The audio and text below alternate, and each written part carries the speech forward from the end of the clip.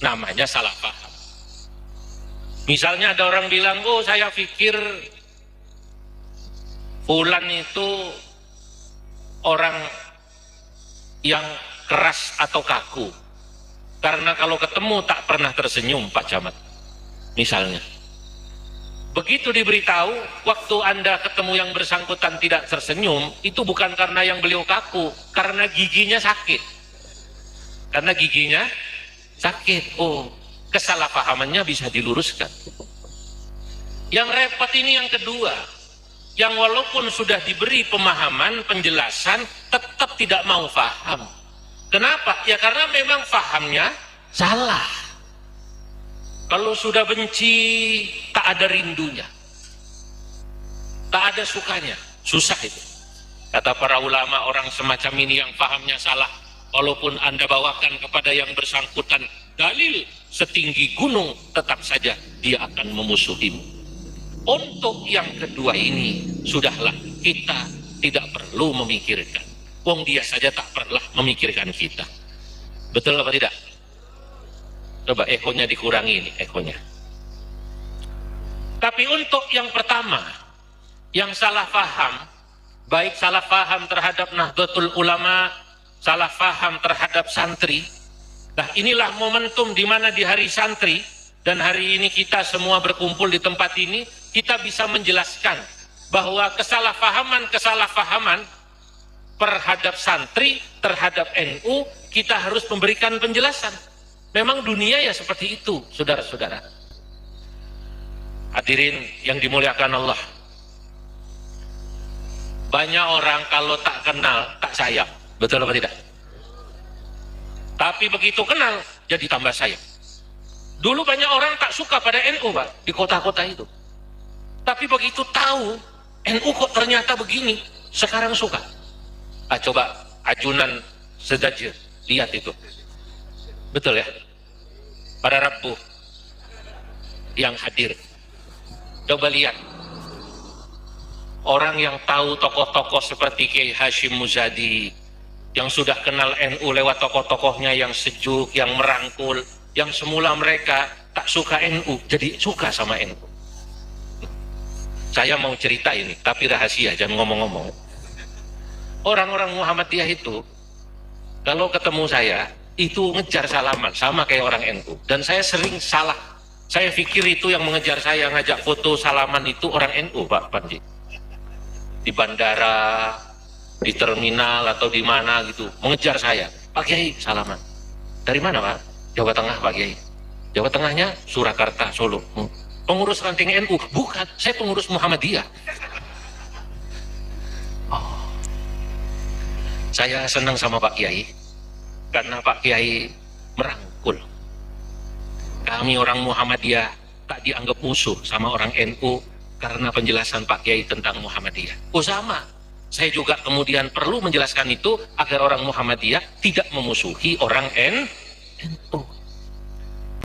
Di Indonesia ini kita tidak perlu memusuhi orang hanya karena berbeda organisasi. Betul? Kalau kita NU, dia Muhammadiyah, apakah kita orang NU harus memusuhi Muhammadiyah? Kalau kita Islam, lalu ada saudara kita orang Kristen, orang Katolik, orang Buddha, apakah kita harus memusuhi orang Kristen, Hindu, Katolik, dan Buddha? Kalau kita orang Madura, lalu ada orang Jawa, orang Sunda, kita berbeda budaya dan tradisi, apakah orang Madura harus memusuhi orang Jawa, orang Sunda, dan orang Bugis? Yang harus kita tidak toleransi di Indonesia ini ya satu, korupsi. Setuju? Tidak ada toleransi buat korupsi. Setuju? Tidak ada toleransi buat narkoba. Setuju? Tidak ada toleransi buat orang yang membenci pada orang lain. Itu saudara-saudara. Nah, makanya banyak orang membenci kepada orang lain karena dia tidak paham. Saya semakin sering ke Madura, semakin paham Madura, Pak. Tak terhitung, saya ke Sumeneb ini, saya ingat saya sudah 6 kali, Pak. 5 atau 6. Masya Allah, tapi semakin ke timur, semakin jauh. Tak habis-habis Sumeneb ini. Sudah sampai Dungke masih diberitahu lagi. Nanti kalau Pak Kiai nyebrang, itu masih Sumeneb, katanya. Allahu Akbar. Semakin kenal orang Madura, semakin salut saya. Berapa waktu lalu ada video viral seorang Lora Bindir dari Madura yang jadi mantunya Kiai Khalil As'ad, Lora Nuris Zain, asalnya Pamekasan sepertinya. Saya lihat, Masya Allah, rata-rata memang orang Madura. Maksud saya, orang Madura itu pinternya di atas rata-rata, Pak. Memang orang Madura semua di atas rata-rata. Buka warung kelontong di Jakarta di atas rata-rata. Orang Jakarta itu rata-rata buka warung itu paling lama 16 jam. Orang Madura 24 jam kecuali kiamat buka setengah hari. Katanya orang Sumeneb itu, Pak. Betul apa tidak? Tapi begitu kita ke Madura, kita ke Sumeneb, kita ke Pamekasan, kita ke Sampang, kita ke Bangkalan, Masya Allah, kita lihat ketulusan hati orang-orang Madura ketika mereka cinta kepada agamanya, cinta kepada ulamanya, termasuk cinta kepada Nahdlatul Ulama dan penghormatannya kepada orang-orang alim dan para kiainya. Beri tepuk tangan orang Madura. Ini orang Madura. Saya sering bilang di mana-mana, Masya Allah, kalau Anda mau lihat orang NU yang cintanya sama NU luar biasa, datanglah ke Madura.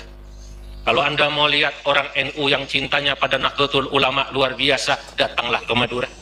Kalau Anda mau lihat orang NU yang cintanya luar biasa sama Kiai, datanglah ke Pulau Madura. Cintanya sama Islam luar biasa, cintanya sama Indonesia luar biasa, cintanya sama Nahdlatul Ulama luar biasa, dan cintanya sama Kiai dan ulama luar biasa. Kenapa? Karena orang Madura rata-rata semuanya santri. Sudah. Ciri santri yaitu cinta sama Islam, cinta sama Indonesia, cinta sama Nahdlatul Ulama, cinta sama Kiai. Itu ciri santri. Karena santri di pesantren ditanamkan oleh para ulamanya untuk cinta ini. Cinta sama Islam jelas. Ini adalah agama kita. Walaupun ada juga sahabat saya, orang Madura dari Sampang, Kiai Khalil Nafis.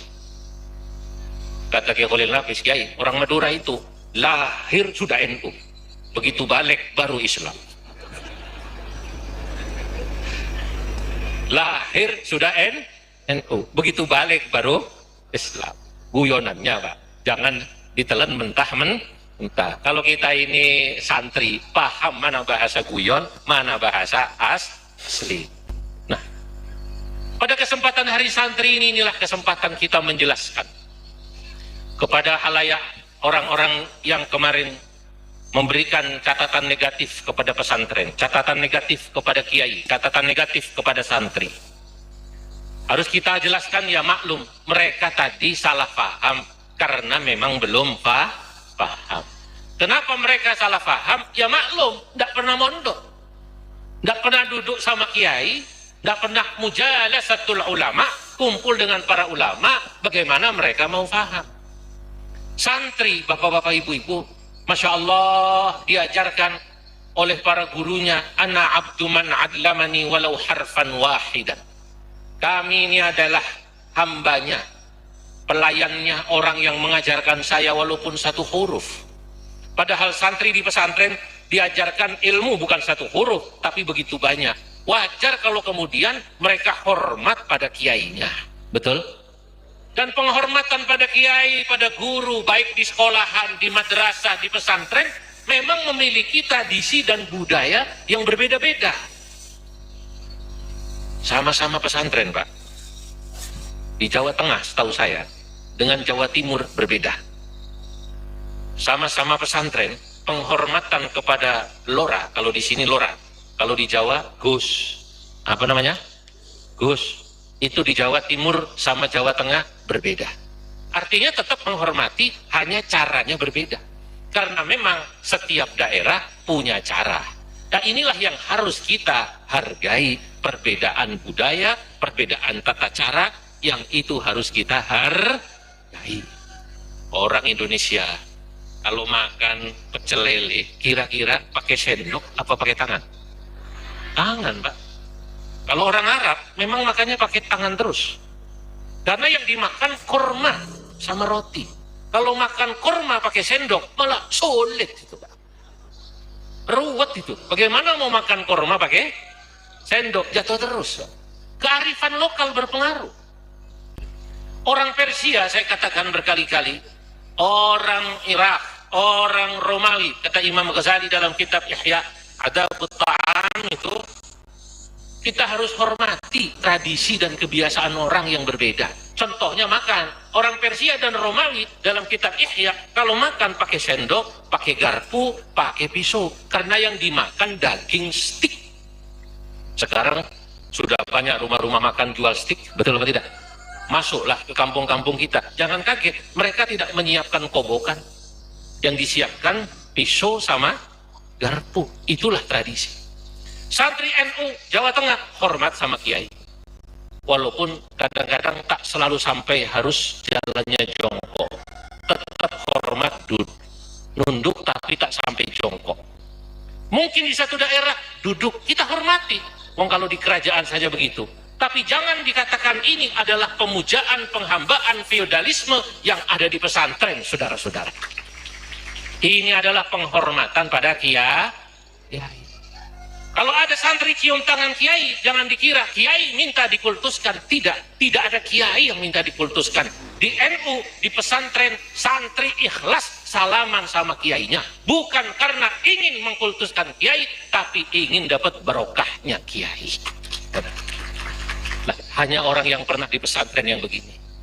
Saya sejak kecil dibawa ayah saya, dibawa ibu saya, Bu, kalau pengajian. Setiap kali ada bunyai, ibu saya ngajak salaman. Ayo salaman, salaman. Salaman, Cung, salaman. Betul atau tidak? Kalau kiai, ada ayah saya ngaji sama kiai-kiai besar, saya diminta salaman.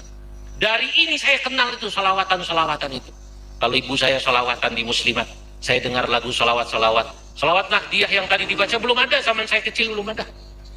Yang ada ya barqasyami ijlid dhalami balligh salami ila Muhammad nabiyyu syama lahu alama haitsul ghamama tudhillu Ahmad. Itu salawat ibu-ibu saya tahun-tahun 80-an, awal 90 saya kecil. Saya dengar lagu-lagu ibu-ibu dulu. Sesekali kalau ngaji diselingi dengan lagu-lagu Melayu yang indah. Rasa cinta pasti ada pada makhluk yang bernyawa. Asik. Takkan sirna selamanya sampai datang akhir masa. Renung. Nah ini lagu-lagu dulu, saya tahu itu. Berarti saya lihat memang orang NU dari dulu, Pak Kiai, beragama itu menggembirakan, Pak. Ngaji itu gembira. Kenapa? Ya memang di rumah sudah ruwet. Betul apa tidak? Lihat baju kotor, lihat piring kok, lihat lantai rumah kok kotor. Lalu kalau kemudian ngaji Pak Kiai Panji, Kiai Hafidin, kiainya cuma neraka, neraka, neraka, sesat, sesat, sesat. Aduh, kata dia, di rumah sudah ruwet, di pengajian neraka lagi saya. Betul apa tidak? Nah ini kebedaannya. Karena Nabi Muhammad SAW dalam hadis mengatakan, Innallaha lam yab'athni mu'annitan. Allah itu tidak mengutus saya, kata Nabi, sebagai orang yang membuat orang jadi susah, jadi sulit, kata Tuhan. Kata orang Bangkalan itu. Jadi sulit. Kok beragama susah? Wa innama ba'athani mu'alliman wa muyassiran. Atau kama qala Rasulullah sallallahu alaihi wasallam. Akan tetapi Nabi Muhammad sallallahu alaihi wasallam itu mengutus saya, kata Kanjeng Nabi, apa? Mu'alliman wa muyassiran. Adalah orang yang mengajarkan agama dan memudahkan mereka untuk cinta pada agama. Nabi, saudara-saudara, Bapak Ibu, kalau berdakwah dilihat umatnya. Kalau yang biasa-biasa, awam-awam, jangan dikira kalau kita buka Sahih Bukhari, itu Nabi tak menyenangi lagu-lagu. Maksud saya, tidak toleransi pada sahabatnya yang bernasyid, berqasidah. Ya. Dulu Siti Aisyah dalam riwayat-riwayat hadis itu kalau sedang kumpul dengan ibu-ibu di Madinah, itu ya sholawatan, lagu lokal. Ya, lagu lokal Madinah itu kan setiap daerah punya lagu lokal, betul apa tidak? Ya, qasidah lokal Madinah. Kemudian Nabi tiduran, mohon maaf, di pangkuan Siti Aisyah dengan teman-temannya mendedangkan lagu-lagu itu. Pertanyaannya, kenapa tidak dilarang? Nah, lagu selama tidak berisi fahisyah, tidak berisi ajakan jelek, boleh, bapak-bapak, ibu-ibu. Maka saya yang membela itu. Kalau ada orang bilang, lu kok orang Madura itu kok asyrokol, lagunya lagu Imam S. Arifin Jandaku. Loh, kenapa? Apa jelek? Lagu Jandaku itu pesannya bagus kok. Lalu dibikin kalau begitu asyrokol. Kemarin saya dengar waktu maulid di Sampang. Ya Habibi ya Muhammad,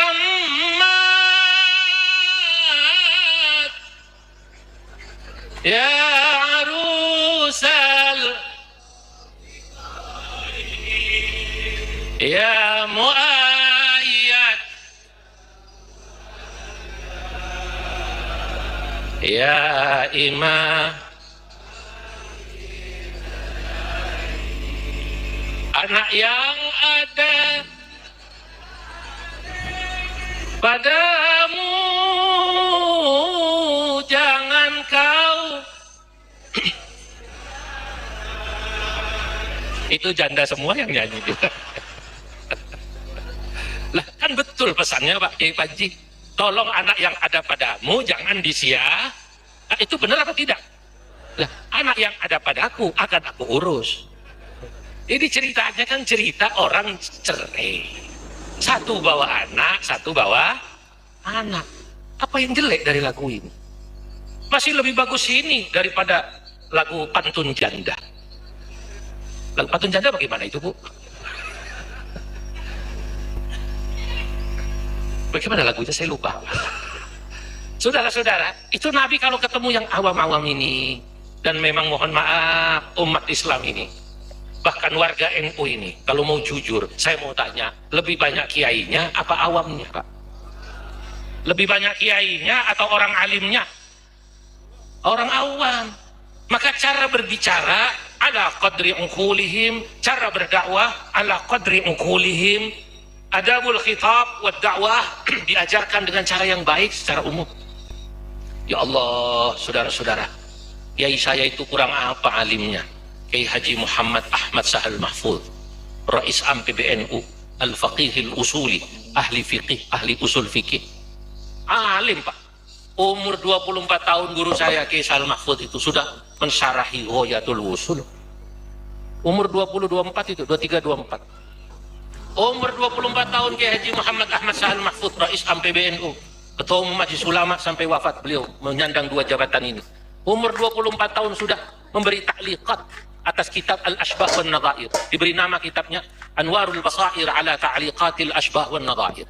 Ketika saya bawa kitab ini ke Karachi, ke Pakistan, saya bertemu seorang ulama besar, Al-Muhaddithil Musnid, Syekh Muhammad Taqi Al-Usmani. Lalu saya perlihatkan kitab Kisahal pada Kiai Syekh Muhammad Taqi Usmani. Masya Allah, hadha alim kabir. Saya bilang, beliau mensyarahi kitab ini, menulis kitab ini, umur 24 tahun. Tak pernah belajar di luar Indonesia. Tapi Syekh Yasin Al-Padani, gurunya. Syekh Yasin Al-Padani menjadi gurunya Bainal Murasalah, lewat kirim surat hormat. Ketika Kiai Sahal Mahfud Haji, Syekh Yasin menjemput di Mina, Jeddah, di pelabuhan Jeddah. Mana yang namanya Sahal Mahfud? Oh, ada anak muda alim, dipeluknya. Disitulah dapat ijazah sanad musalsal bil awwaliyah, ya, karena pertama kali bertemu maka dikasih ijazah musalsal bil awwaliyah, ar-rahimuna yarhamuhumur rahmanu tabaraka wa ta'ala. Kalau saya cerita begini, ibu-ibu yang di belakang tidak paham pasti. Betul Kiai kan? Lah iya, kalau Pantun Janda sudah ingat lagunya, Bu? Bila Anda melihat ikan dalam kolam langsung nyaut Pak Kiai. Begitu hadis al-awaliyah, musalsal bil awaliyah, ar-rahimuna yarhamuhumur rahmanu tabaraka wa ta'ala, langsung Apa itu kiai? Nggak paham. Lah ya inilah memang saudara-saudara para kiai, kita harus tahu bahwa warga NU ini tadi kalau meminjam bahasa orang Madura cem-macem tak iya. Cem-macem, ada yang alim-alim seperti yang di sini.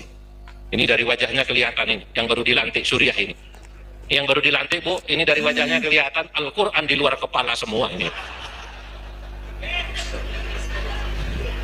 Kepala di mana, Quran di mana? Alim-alim, mondoknya lama-lama sama kiai, betul. Tapi ternyata 70% lebih warga NU itu orang awam. Ngaji tak begitu pandai. Tapi semangat keislaman lumayan. Kecintaan sama ulama hebat. Itu mayoritas warga NU. Apakah mereka ini yang mungkin tidak alim, ibadahnya belum begitu bagus seperti yang santri-santri mesantren, tidak boleh ngaku NU? Boleh apa tidak? Boleh, justru harus dirangkul. Kadang-kadang orang semacam ini, Pak, nanti begitu dia kuat imannya, kuat ekonominya, sumbangannya pada NU jauh lebih besar daripada santri-santri yang lama mondok dulunya, Pak. Betul apa tidak? Santri-santri kalau diajak bangun pesantren, bangun masjid, bangun kantor NU, nggak keluar duitnya, hanya keluar dalilnya, Basul Masail terus. Yang keluar dalil aja, Basul Masail, duitnya nggak keluar. Betul apa tidak? Orang yang dulunya itu tak pernah mondok, mungkin hanya ngaji di kampung lah, di musola-musola begini, langgar-langgar begini. Mungkin sholatnya kadang sholat, kadang tidak. Tapi begitu datang taufik dan hidayah, Masya Allah, datang taufik dan hidayah, langsung cintanya sama agama. Ada satu survei di Jawa Timur, terutama di pasar-pasar itu, Pak, kalau ada 10 orang di pasar, di survei, itu katanya 7-nya ngaku NU. Ditanya, Assalamualaikum, Waalaikumsalam. Nama Pak? Nama saya Bambang Pak. Nama Pak? Nama Sarmukin Pak. Nama Sohikin. Nama Edi. Semua ditanya namanya. Lalu ditanya, agamanya Pak? Alhamdulillah Islam Pak. Islam. NU apa Muhammadiyah, apa SI, apa Persis, apa Al-Wasliyah? Oh Alhamdulillah NU saya Pak. NU. Kok tadi nggak sholat Jumat Pak? Kalau itu masalahnya belum dapat hidayah saja Pak. Ya Allah. Ditanya aku NU Pak. Begitu ditanya kenapa tak sholat Jumat, bilangnya belum dapat. Ini di Surabaya banyak, tapi asalnya dari Pamekasan, Sampang, dan Sumeneb.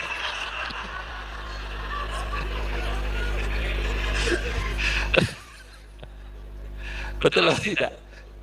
Tapi begitu di Surabaya sukses. Di Surabaya sukses. Usaha besi tua, usaha segala macam. Dengar di kampungnya kiai bangun pesantren, dia sumbang. Dengar NU bangun klinik, bangun rumah sakit di Sumeneb.